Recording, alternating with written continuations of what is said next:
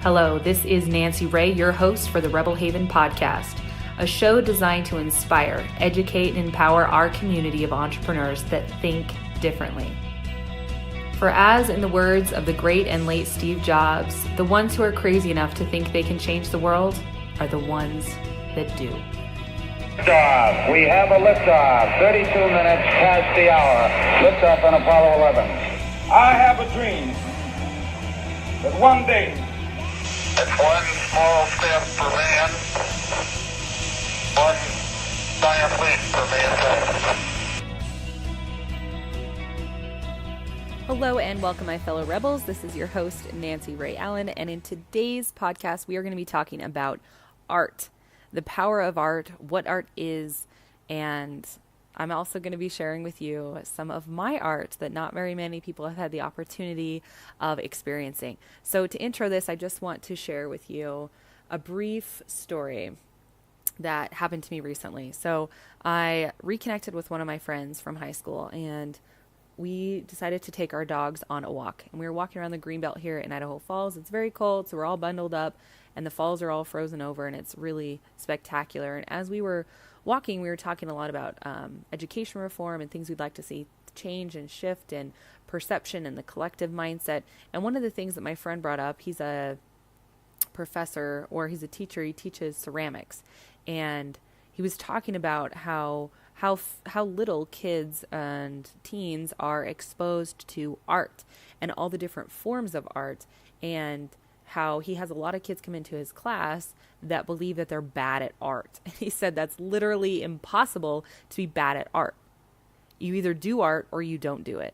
And in that moment, I just had all these little tiny things in me kind of like clink into place and get really excited about this conversation about art. And I knew it's something that I wanted to bring to our Rebel Haven community. So one of the things that I really thought about was all the different variety of art forms, and how so many people see art as, you know, being able to paint or being able to draw or being able to make a craft or scrapbook or whatever. And if they're not good at it, they believe that they're not good at art. And then they become entranced by a mantra that's super unsupportive, not recognizing all the different forms of art. So there's music, there's dance, there's video, there's painting, there's crafting, there's woodworking, ceramics, gardening.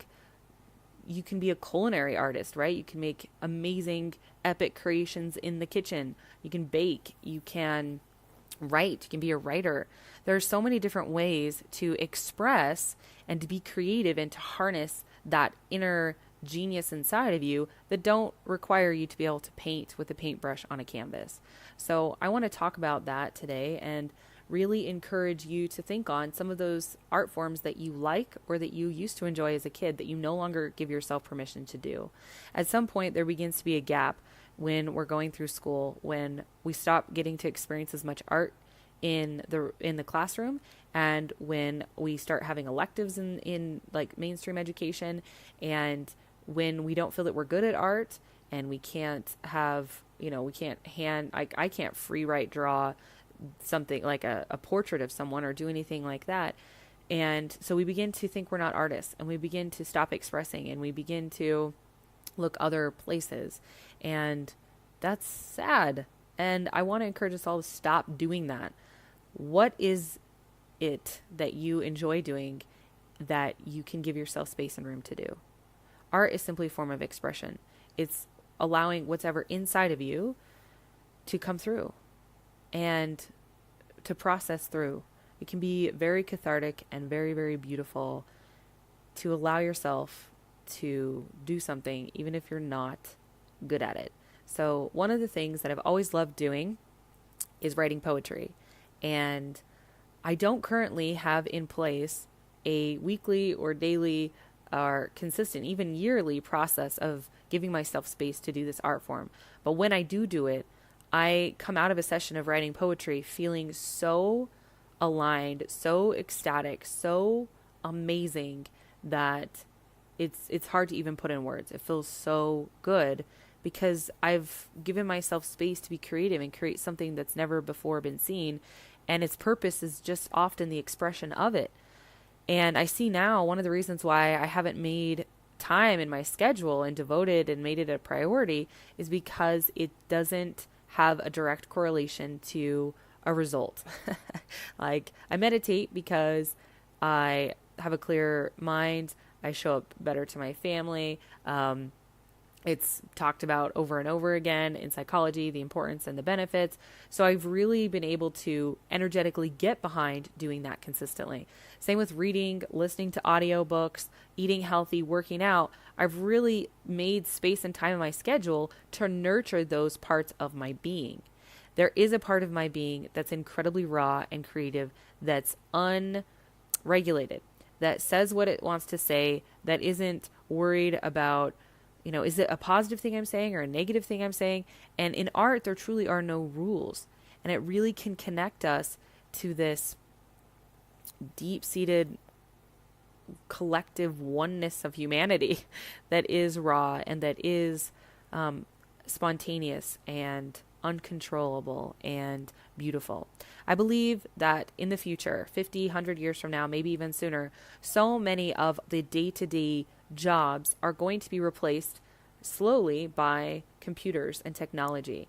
And a lot of the jobs that are going to be left are going to be these creative jobs that require this human element of emotion and oneness and connection to source energy and to the universe. It's going to require this spiritual, indefinable element, which is our creativity. And one of the best things we can do for ourselves and for our businesses and for our lives is to make room for our creative art, whatever that art form is for you. Sewing, knitting, making homemade dolls, doing, what is it called when you fold paper? Origami, whatever that is for you that you love. Give yourself permission and space to do that. Dedicate time to it. Make room in your schedule. Maybe it's you get up early on Sunday mornings and for 30 minutes you give yourself time to express in your art. And there are many poems I've written that I've thrown away.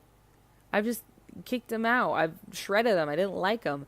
And I have a very good friend who's an artist, and same thing for her. She has, at least 1 out of every 10 that she's like, this sucks. Why do I even do this?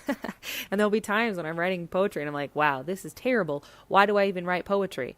And again, I'm basing all of that on, my own story of what's good poetry. It's super relative what kind of poetry people like and enjoy. Some people think all poetry needs to rhyme. Some people think that rhyming poetry is very elementary. There's so many different opinions and thoughts about it. And you know what? It doesn't matter. Nobody owns the market on poetry. I can write whatever the fuck I want, whenever I want. And that's okay. And getting that energy and that mentality on board, so you give yourself permission to be creative, to try new things. And when you do that, when you activate and harness these creative energies in your life, it impacts and touches every other area of your life. If you're struggling in a relationship or in some problem in your business and you can't seem to bust out of it, try giving yourself an opportunity, 30 minutes to an hour, to engage in some sort of creative art form that lights you up. I mean, a creative art form could even be obviously choreographing a dance or writing a workout routine. Building out a workout routine for yourself or someone else. You can harness your creativity into almost anything. The key is to give yourself permission and to not judge it as right or wrong. As my friend said, he said, everybody is good at art. You're either doing it or you're not doing it. And there's so many times that I see that I'm not giving myself space to enjoy these other artistic things I love doing. You could say my podcast is an art form, because it is. I just pick a topic and I get on here and I just go for it. You could say my lives or my courses I create, they're all an art form for sure. And there is huge benefit in just doing art for the sake of art. Just doing art for you. Maybe no one will ever see it. No one will ever hear it. But it's for you. It's a cathartic process for you. So I am going to read for you some of my poetry, and I'm excited to do this. Not very many people have been exposed to my poetry. Again, it's something I mostly write for myself, but some of these that are my favorites, I've been considering putting into a compilation poetry book, and maybe teaming up with an artist or a photographer or whatnot, and creating this really beautiful, coffee table type book for people to enjoy at their leisure. So that said, I'm going to read for you a poem that was written in 2009. It's titled Yummy You. Enjoy. Here it goes. That first crunch of apple, that last cookie crumb, all the deliciousness that lives in a yum. Cakes, pies, cream puffs, pastries, all imaginable mouth-watering tasties. Clear, clean water running down my throat, dandelion seeds that sweetly, gently float. Crisp book pages, cuckoo bird cages, lollipop licks and new baby chicks, grandma hugs and lightning bugs, love first kiss and all the sweetest bliss. Simply tease and taunt your very thought. All you mean and the happiness you bring is hands down the very best thing. Aww. That was cute. All right, here is one titled The Thief in Your Bed. This was written in 2014, I believe. There's a massive infection needing immediate correction that's infesting all of our homes. It destroys and annihilates, undermines our very fates, yet we let it freely roam. It's the ultimate dream stealer, the one and only dream killer, and it lingers inside of each moan. Chaos is its one true order. For love and peace it is a hoarder. It will never simply let one be. With it we are far from free. It's sneaky how it sleeps in your bed. For the ultimate dream stealer lives in your head. Boom. So true, right?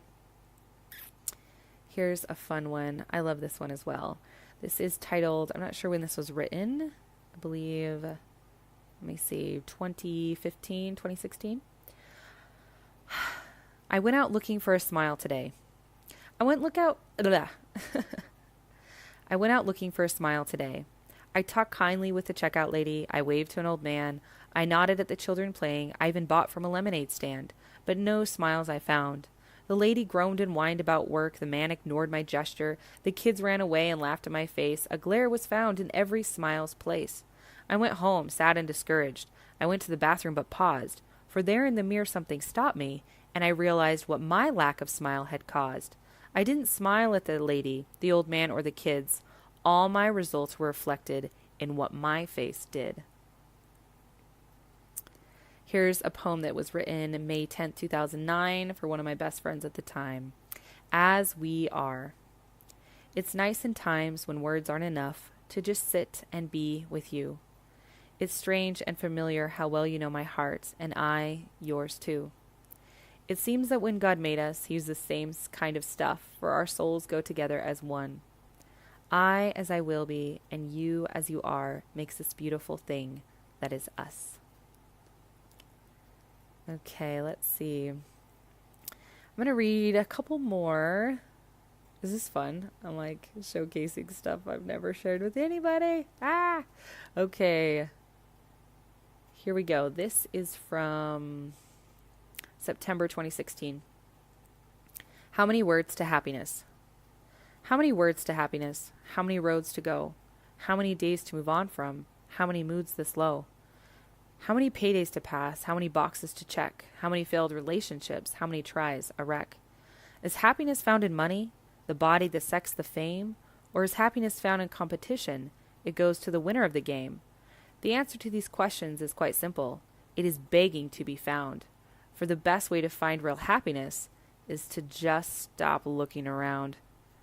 Happiness isn't a destination, an award, a career, or a gift. Happiness isn't a weight. Happiness is a shift. A shift to seeing the goodness, the greatness, the glory inside. The truth about your experiences that you've been trying to hide. The truth that you're a creator, a master, a chef, and you've been building your lifetime. It's time to never forget. Your life is a gift and a blessing. Eyes of gratitude tell that tell. When you own your real worth and place here, you will never be destined to fail.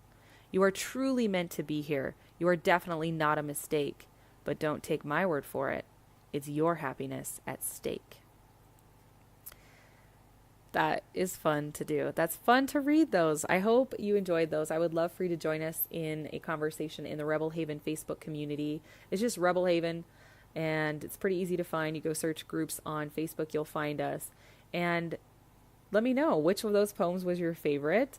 And I'd also love to hear about your passions, your art form that maybe you haven't given time or attention to lately. Maybe it's playing a guitar, an old ukulele, an old trumpet or trombone from when you were in high school band, something that you love and enjoy doing that you've allowed to fade away in your life because other things, time, kids, work, school, it became too busy and you haven't created room or time for it to be expressed in your life. And think about dusting off those old talents, those old art forms, or things that you enjoyed, whether you were good at them or not, and pulling them out of the deep, dark closet and begin engaging with them again. Even if it's just once a week, giving yourself that opportunity to have a completely free space for expression where it doesn't need to be monetized. It doesn't need to be shared with anyone. No one ever even needs to experience it and do that. I would love to hear what that is for you and what you're committed to doing to allowing your creativity to have more room to grow and express itself. And if you do have anything you'd love to share, a piece of art or something that you've created, I would also love to see that as well. Thank you so much for being here and listening to my adorable art that I love and am passionate for. I am too committed to giving myself some time every Sunday. I'm going to commit to once a week, giving myself an opportunity to sit down and play with words and play with some poetry and create that space and time for myself. So that being said, I look forward to you joining the conversation about this more and seeing you in our next podcast. And to wrap this up, I just want to remind you that whatever it is that you are dreaming, it is, yes, absolutely possible.